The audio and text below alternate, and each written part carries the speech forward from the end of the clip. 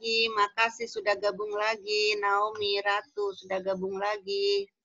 Muhammad Diva sudah gabung lagi. Jihan udah gabung. Bagus udah gabung. Nadia. Asila, Alisa, Alia ya di IPS 2 itu ya.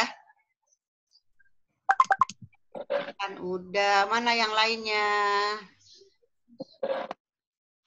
Nanti salam-salam ke mamah kamu ya. Oke. Bilangin masih ingat Bu Yuni enggak gitu. Dah, kita mulai lagi ya. Kita manfaatkan waktu. Baru 15 ini.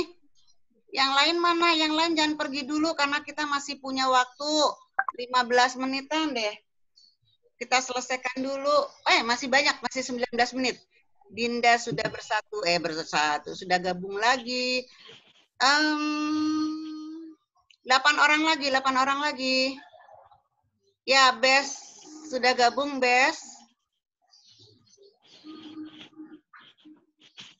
Faila udah gabung lagi, Sinta udah gabung. Kita mulai lagi ya. Linci kemana, Dede? Ayo gabung lagi. Tadi Ibu terakhir nerangkan gini. Jadi ini adalah taktik mereka. Mereka pusatkan di kota Surakarta. Mereka buat teror di Surakarta. Jadi TNI Siliwangi itu akan melakukan perbaikan atau akan melakukan penegakan keamanannya di Surakarta. Ternyata mereka melakukan proklamasinya, hebohnya di Jawa Timur. Jadi si Surakarta itu hanya dijadikan daerah pengacau. Ya, padahal mereka punya programnya di Jawa Timur. Jadi akhirnya lelah itu si tentara. Pergilah ke Jawa Timur. Jadi memakan banyak waktu, memakan tenaga. Itu mereka ya.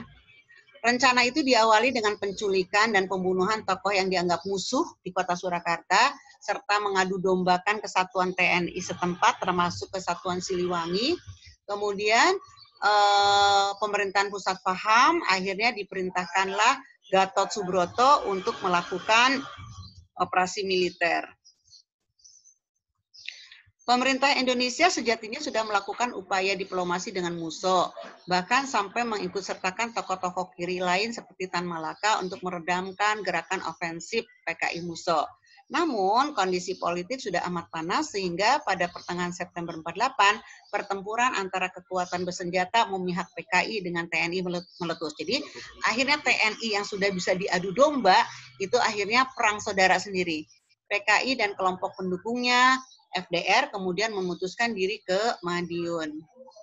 Musuh pun kemudian pada tanggal 18 September, garis bawah itu nanti ya, memproklamirkan Republik Soviet Indonesia.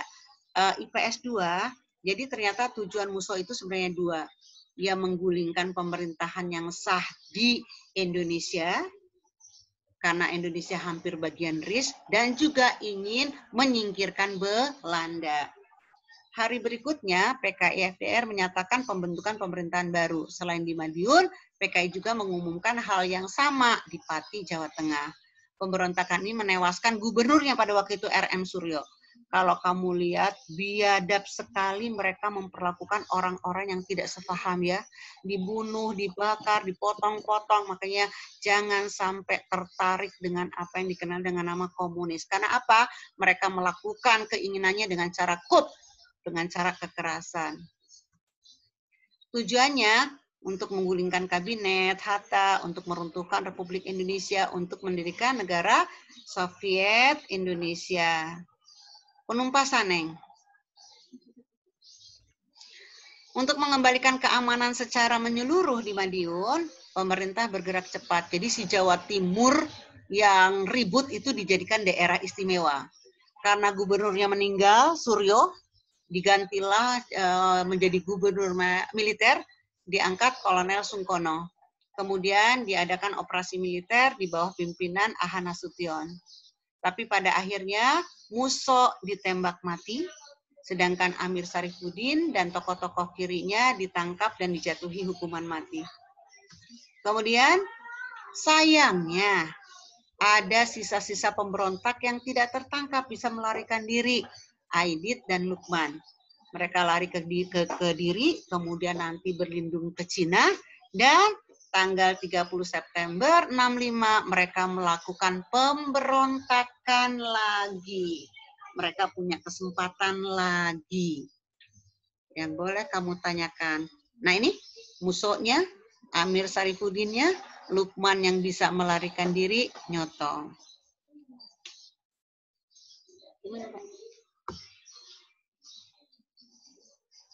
Ya, boleh bertanya kembali. Nanti kok 65 ada lagi. Padahal 2627 stop, 48 dihanguskan, dibredel, kok 65 ada lagi. Karena si tokoh-tokohnya bisa melarikan diri, yaitu Aidit dan Lukman. Ada pertanyaan di sini? Jadi itu ya,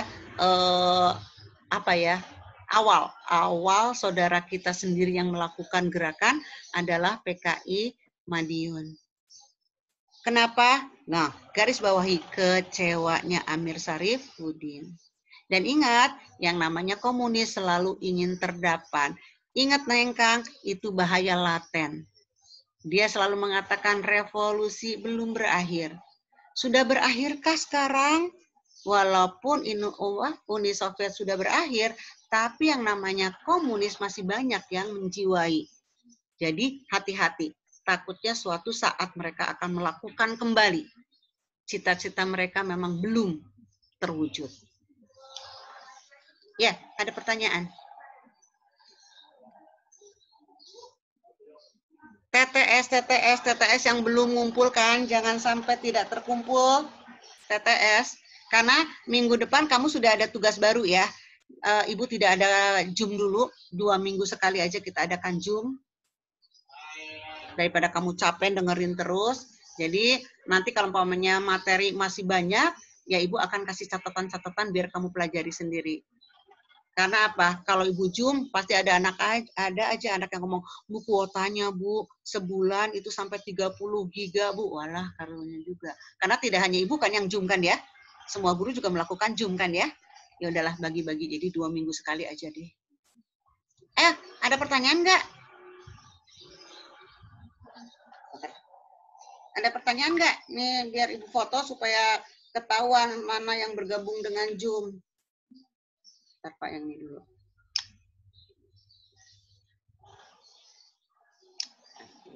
Ayo pertanyaan dong. Waktu lumayan loh. Masih 10 menit lagi. Boleh kamu buat pertanyaan. Sudah punya bukunya ya? Sudah punya buku sejarahnya ya? Sudah, Bu. Oke, bagus. Tak dulu.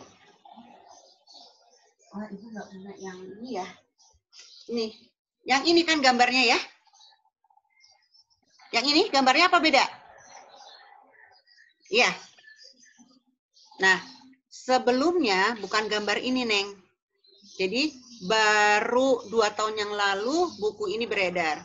Awalnya adalah gambar yang gede Amir Sarifudin. Nah, akhirnya diperbaiki ulang. Seolah-olah kenapa kita mendukung Amir Sarifudin, padahal si yang membuat desain mungkin tidak terpikir sampai sana. Jadi akhirnya dibuatlah ini covernya. Ayo tanya dulu Taki nanya. Galardo, Sultan, Adam, Ray, Alia, bener deh rindu kamu Raisa, Asila, Naomi, Nadia, Jihan, Bagus, Wawode, Ali. Si Abes kok udah nggak kelihatan? Oh karena layar Ibu yang nggak lihat. Nasya, tuh kan udah dipanggil lagi jadinya. Ini bener nih nggak ada pertanyaan nih? Kumaha. Saya mau nanya, Bu. Nanya, boleh. Iya, tadi kan dipilihnya kan kota Surakarta. Kenapa kota Surakarta bukan ada kota yang lainnya? Oke, pinter pertanyaannya Ali. Karena memang awalnya di Surakarta itu memang sudah ada atau pusat atau organisasi itu memang adanya di Surakarta. Ya, jadi ada kelompok pemuda komunis, kelompok pemuda sosialis, kemudian partai-partai yang berhaluan kiri, ternyata banyaknya ada di Surakarta. Makanya akhirnya terpusatlah Surakarta. Ketika mereka suam-suam mengadakan gerakan, akhirnya orang atau TNI atau pemerintah langsung menuju ke Surakarta kan ya? Karena memang adanya si komunis itu, markas besarnya itu adanya di Surakarta. Dan ini dibuat strategi oleh komunis, pasti deh TNI akan curiganya ke Surakarta. Ketika mereka mengendus teror ya, membuat teror. Nah, ternyata dia pinter. Dia alihkan ke Jawa Timur. Jadi jawabannya Li ya, kenapa Bu? Kan ada Yogyakarta. Kan ada Bandung. Kan ada Semarang kalau mamanya nyari Jawa Tengah. Kenapa harus di Surakarta? Ternyata markas besar partai ini memang adanya di Surakarta. Tapi dia dia tidak memproklamirkannya di Surakarta. Dia mencari aman ke Jawa Timur. Jadi mengecoh kan, akhirnya mengecoh pemerintahan kita.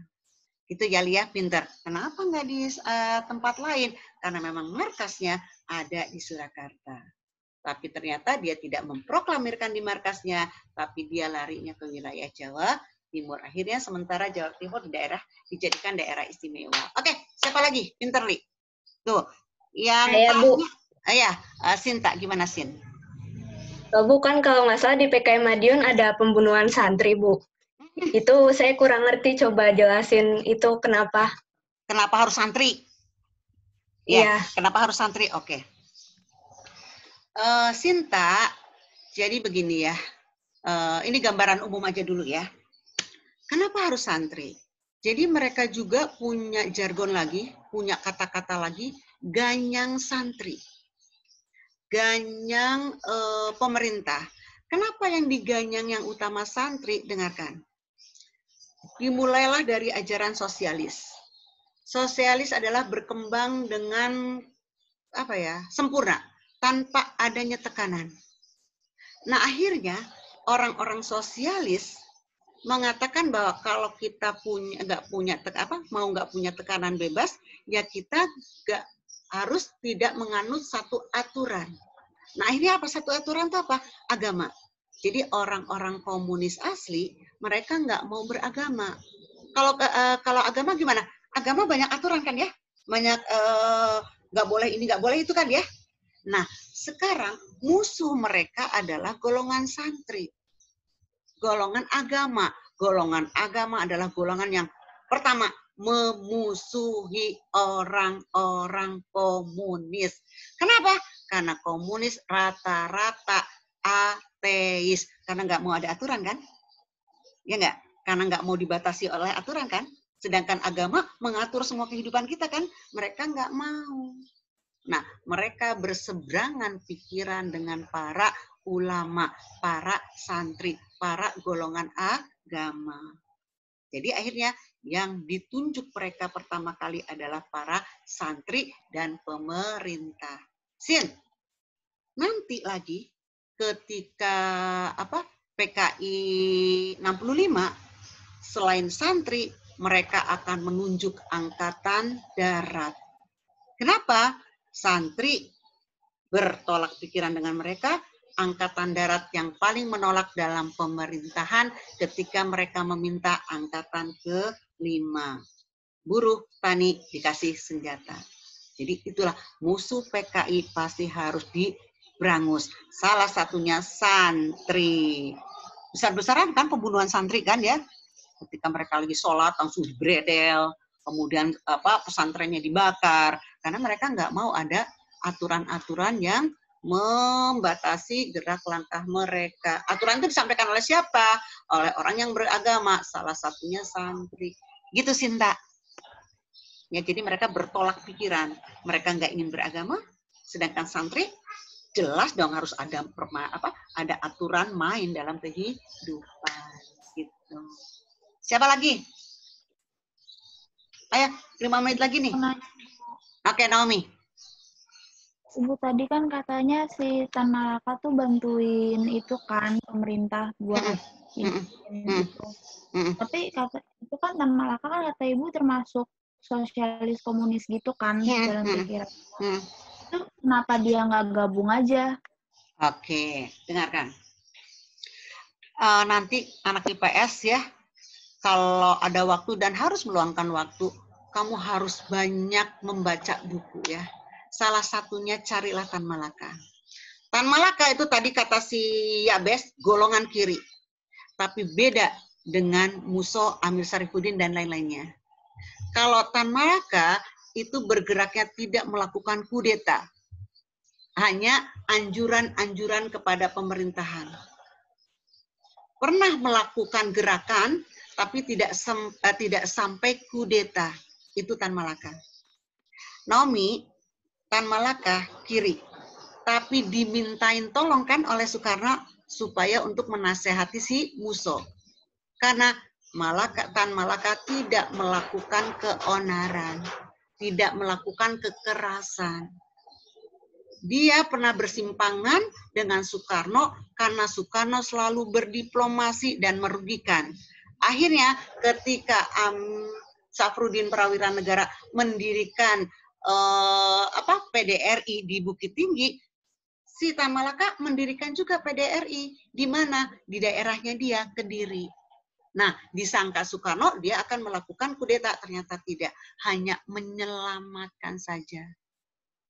Jadi beda pikiran Tan Malaka, walaupun sama-sama kiri, nggak mau dia bergabung dengan si Muso. Karena dalam pikirannya dia tidak melakukan kekerasan.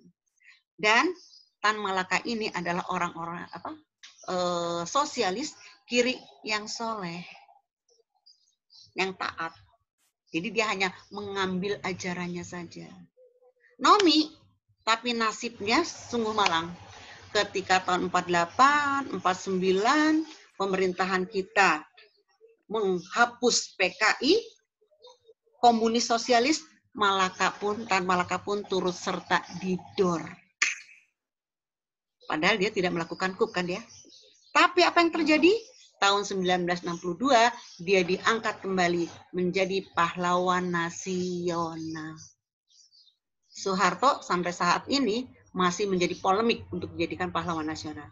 Tapi Tan Malaka yang sudah jelas-jelas katanya sosialis, dia dijadikan pahlawan nasional karena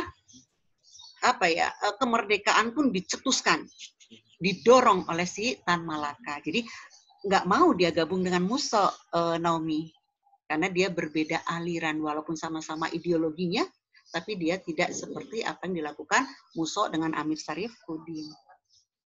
Gitu ya. Kamu baca deh bagaimana nasihat-nasihatnya si Tan Malaka untuk Indonesia.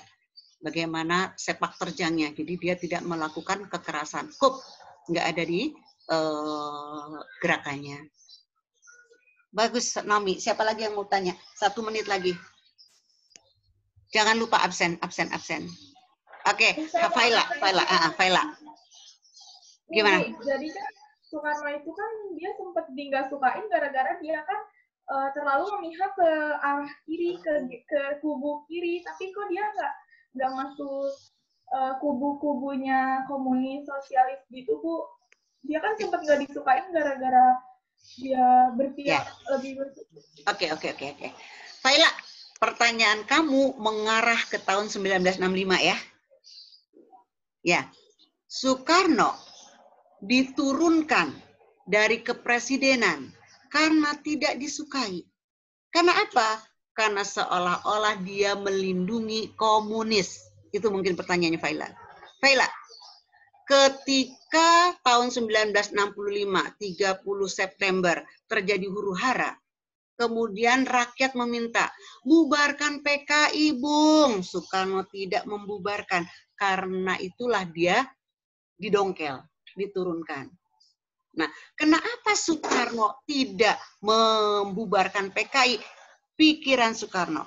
Pertama, PKI sama-sama pernah berjuang untuk mengusir Belanda. Kedua, Soekarno dicap PKI. Kenapa? Dia menasakomkan PKI kan ya, nasionalis, agama, komunis. Kenapa? Karena PKI pernah menang dalam pemilu. Soekarno disalahkan. Wah, ini Soekarno komunis nih.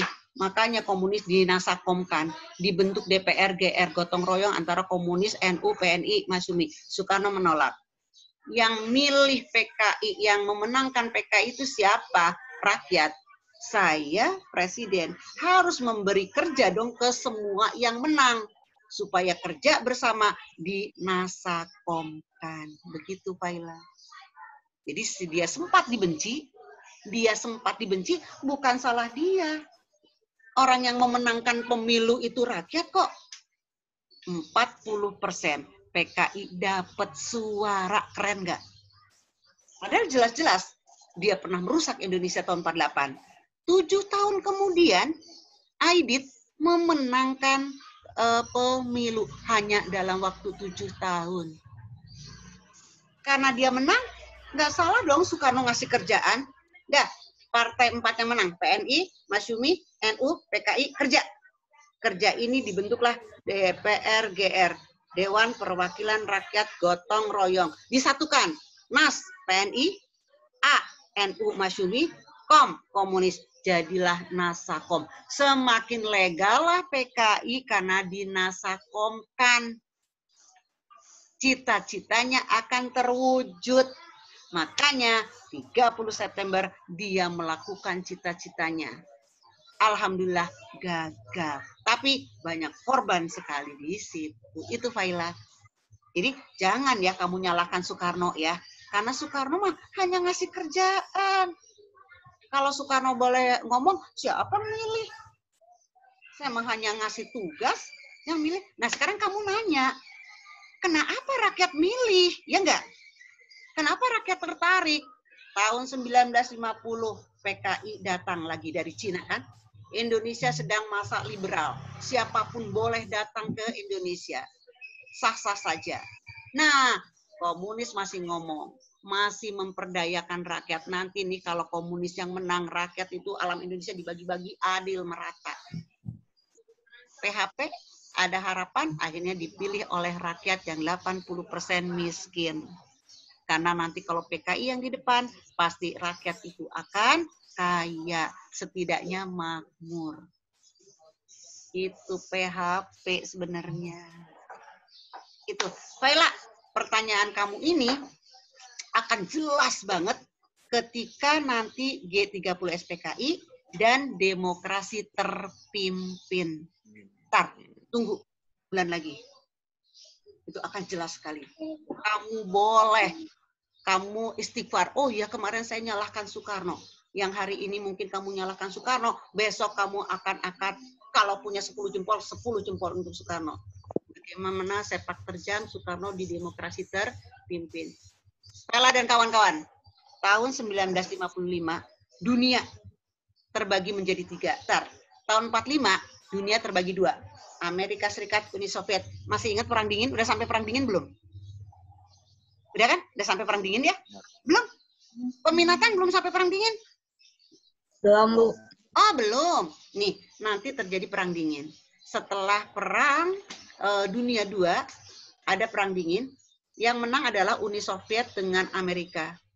Tapi mereka menganggap dirinya adidaya, kan? Adik kuasa, kan? Nah, akhirnya mereka saling mencari, menggaruk kawan. Salah satu Indonesia harusnya ditarik. Neng, muncul baru.